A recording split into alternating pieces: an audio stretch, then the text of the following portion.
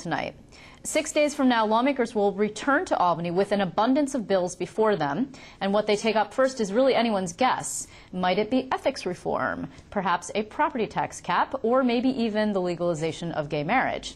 Here to share their thoughts on what might be in store for us, and perhaps even to opine on the 2012 presidential race too, are our insiders. These mainstays of the state capitol are here to share their collective decades of wisdom, decades, and political knowledge, as they do every week. Joining us tonight are Dave Catalfamo. He ran communications for three-term Governor George Pataki before becoming a partner at Capitol Public Strategies.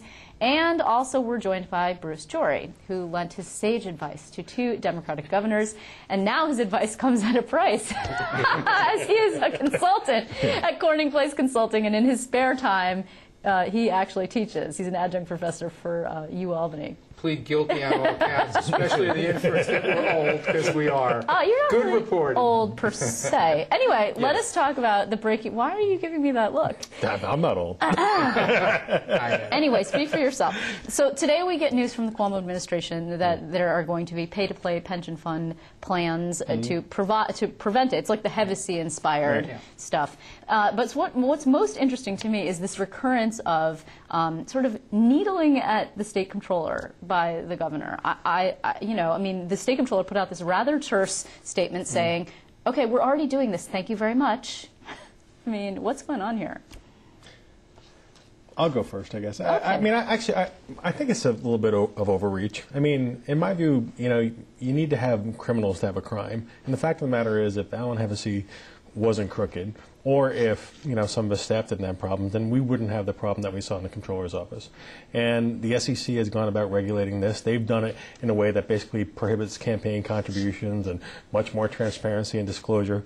And at the same time, the comptroller's office actually had these funds that go out and they look for small business or technology businesses in upstate New York, or ways to invest the venture fund. How are they going to access the new ideas or some of those kind of alternate types of investments without these kind of middlemen who bring it to them? Placement agents, Placement agents, right? Yeah. And so there's a way to do this in a legal and ethical way. It can be done, and so I think that it's a bit of an overreaction, and I wish they would reconsider. I'm not going to quibble with you except to say that I think part of it was that Andrew Cuomo and the people who investigated Alan Hevesy were just, quite frankly, shocked at the depth and breadth of the corrupt practices, and they almost can't let it go. I don't know the specifics, and I'm shocked by it too. And I say that with no glee. I admired Alan when I first came to lobby. He was a well-respected legislator. Hank Morris and I went to college together. We were friends. I was shocked at what they did and how they did it, and I think sometimes you can overreact. I don't know if this is an overreaction, but I think they just want to make sure it never happens again. And fair point, and I think that that's probably true, and I think all of New York wants to make sure that doesn't happen again. The thing is, why direct the state insurance department, which is in fact an executive agency, to do something to permanently ban placement agents, lobbyists, and so-called pay-to-play activity from fund operations, when the state comptroller's job is to do just that, and actually he has put things in place to make sure that this doesn't happen again. I mean, the man is always trying to shake off this, and legislators, right, but shake off this cloud of corruption that he wasn't involved in, I just, I don't pretend to understand the relationship there between the governor and the comptroller. I don't but I mean, again, taking it a step further, I mean that legislators can't be involved. I mean they're involved with passing a $140+ billion budget, wherever the number is, but they can't be involved with making recommendations or asking questions or inquiring to the comptroller's office about the management of the pension fund. It just strikes me as a bridge too far. Who does have access? Who can talk to them? Basically, just Merrill Lynch and Goldman Sachs and firms like that. I mean, I really do think that it is the concentration of wealth and influence in just a small few in the name of trying to have some kind of purity and ethics, which we are never going to have, because if you have a person who's corrupt... The greening of David Catalfamo. No, if you have a person who's corrupt in the comptroller's office, they're going to be corrupt. Well, so they're going to find a way to buy them. At risk of stepping in something here, which I may very well do. I mean, remember the State Attorney General complained because he said that the efforts by the governor's office to merge insurance and banking Yes. et cetera, and then put in a Martin Act clause Yes. to this, and then pretty much do what the state attorney general's job is, which is to police Wall Street. Now we have new regulations for the insurance department, which is essentially to police the Yes. pension fund, which is what the comptroller's office does. I mean, Yeah, you make a fair point. Quite frankly, I've been a little surprised that the current Attorney General has not been more active on, in effect, cleaning up is the wrong word, but following up is what I'm trying to convey. Follow up to say, here are the appropriate regulations. This is really more under the, should be more in the orbit of the Attorney General to be recommending, because the office, remember, this is not personal, this is office. The office continues the, the oversight. But again, on the legislators, I think that is a reaction to Carl Kruger. Do you want, you know, there's another example of just something that just shocked the conscience of people. Do we want someone who's running what Carl Kruger was running to be calling in, weighing in, using his legislative influence for this? But that presupposes, and I'm sure that some people might think that that actually is appropriate to presuppose, that all elected officials are crooked. That's right. I don't. I was not trying to convey that. Let's have the Attorney General institutionally start weighing in on these things, and We that's should hear something more from he him. can do. I agree with you. He's been a little bit on the down low, and I'm not really sure why, except that he's trying to figure out what his focus will be to get out from underneath the shadow of Andrew Cuomo, who was a huge Attorney General, and then subsequently Eliot Spitzer, who was also a huge Attorney General. Let's just move on to another interesting topic that we're starting to see, that this is germinating, right? It's the Council 82 contract deal. A really interesting situation here, a story in the Times-Union today. This is supposed to be the model contract. They gave a lot in concessions. The governor's been quite clear, I want CSEA and PEF to do the same. So far, no dice. A lot of pressure on this very small union, 1,000 and change people, pressure for them to reject it, because if they do, then so much for the model contract. And that could be a big loss for the administration. It could be, and you know, and actually, Bruce knows this stuff way better than I do, and he speaks much more eloquently on it. You're going to But I'm going to jump in anyways because I heard him do it before. I mean, essentially, it's going to set the pattern for the way the other contracts would be negotiated, and.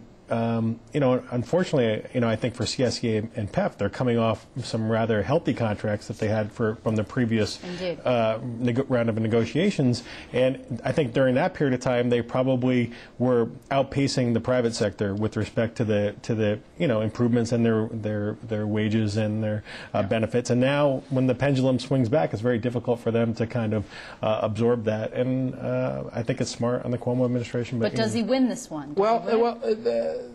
He has two ways to win this. They have booked savings for the contract, $450 million, right. And he has been pretty straightforward. If they don't make the savings through negotiations, there'll be layoffs. Right. He doesn't want to go to layoffs. He thinks it can be avoided.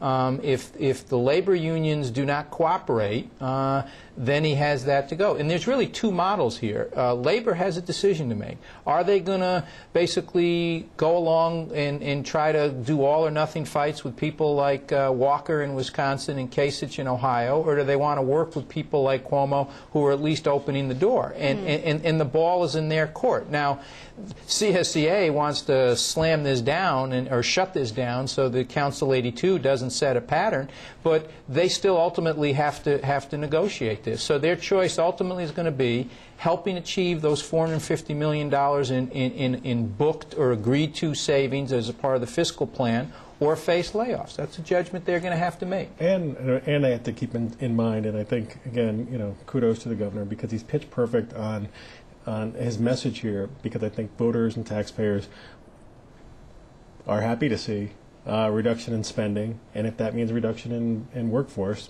they're okay with it. Yeah, and he actually he wins for losing and he wins for winning. He's in a pretty good position. I agree, and probably you're right. Although polls have shown, even at the height of the Wisconsin situation, I think polls showed that most Americans and New Yorkers are feel sympathetic for Absolutely. organized labor, Right. and yet they also support wage freezes, and they don't Yes. support outright layoffs as much as furloughs and freezes and concessions of They that don't sort. want collective bargaining rights Right. taken That's right, away sure. because they want their own collective bargaining rights, but they want public employee unions to be part of a solution to bring balance to budget. Okay, two places I'd like to go before we run out of time. Yes. One is gay marriage. Yes. Is it going to happen? I know we've had this question, but we have now the coordinated campaign that the governor. I don't think unless they change their tactics in their campaign considerably, I don't think it does. And for one, I mean, I don't think Trotter got a bunch of Hollywood celebrities. I mean, Laura Bush was the exception to that. Basically, to reinforce a notion that is already held by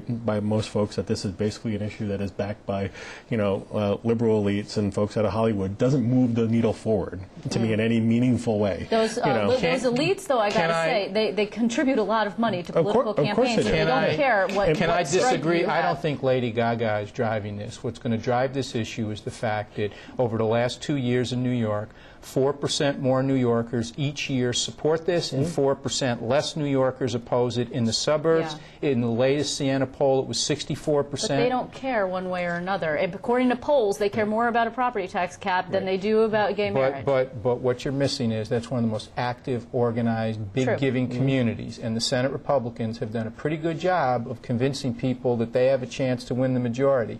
If they totally rebuff this issue and don't bring it to a vote on the floor, and some Republicans don't join voting in support, I mean, also, when I said 64% in the suburbs, and it's moving at 4% a year, by the time they face the voters in November of 2012, that could be close to 66 or 67%. If the trend continues, If the sure. trend continues. But It's 2 years the intensity running. will be way down on the, will in all likelihood still be way down on the chart. You really don't know that. don't know, but in all And I likelihood. think when you add it to a bunch of other factors, particularly the Republican branding on the Medicare issue, I would not want to go to the voters with my national party changing Medicare as we know it, and locally given an issue where you have approaching 2-to-1 levels of support for gay marriage in the suburbs to be opposed to it. Even though here's the problem, and I feel empathy.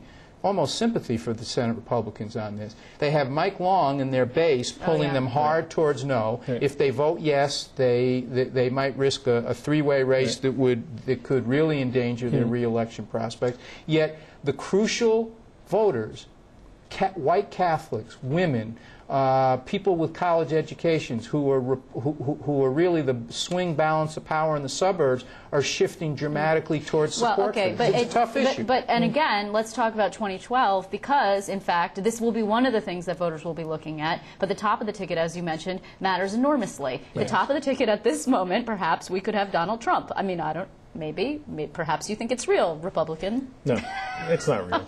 I think that Mr. Trump will probably take his efforts through till the next season of The Apprentice, at which point he would be required to give it up as part of SEC requirements of equal time. And there's no way on the planet Don't that you happens. think though it gets to be a moment where you start believing your own, I mean, he like the polls are blowing him up, and he's all over the place, and people now he's going to New Hampshire tomorrow, and he's going to be, and people just love him. It's great for his brand. It's great for his ratings. It's great for his ego. Yeah, but then he starts thinking Unless that he actually runs and people start investigating the business record bankruptcies, paid the highest fine in the history of New York on a lobbying commission violation, saying New Yorkers should not have casinos because it would infringe on my business in New Jersey. You've got a crazy idea that actually might be true. You think he's a placeholder for Chris Christie. I think he may be doing his ego a favor, which he's always very generous to, and he may also be freezing the linebackers, to use the sports analogy, to keep things open if Christie changes his mind. Because the net effect of this is he's stalled Romney, and he's dominant. He's sucking all the oxygen. But in another way, it actually helps Romney because it's actually keeping fire off him. Yeah, I mean, on true. some level, Perhaps, and it's going to just keep the field messy. And Romney's got staying power and can stay in this race. I doubt Donald Trump could withstand the forensic examination one gets running for president I of the got United it. Well, States. he has a lot of money, though. Maybe he wouldn't be subject to it, although so does Mitt Romney. And I have to say, though, I don't want Chris Christie to run this time around, because I think every single political reporter is just dreaming of Christie Cuomo 2016. Just like we were hoping for Giuliani Clinton, and it never Christie's best chances materialized. if he ran this time. You think? Absolutely. Interesting. Okay, we'll have to revisit this one because I think we're going to run out of time. But I want to thank you very much, Bruce Story. Thank you. Very and well. thanks. So when does he drop out, Dave, then? Or not? He just doesn't. In June, he just says, no, thanks, and that's he it? rolls through until he has to get out. At some point he'll have to get out, whether he can't take the heat or it's going to start affecting business in a way that is no longer manageable. I think you're right. I think if he doesn't drop out and the investigative stories start coming that tarnishes the business reputation, he retreats quickly. We shall see. We will be back and revisit this. Dave Catalfamo, thanks. Bruce Story again, Thank thank you. you. And thanks for coming in.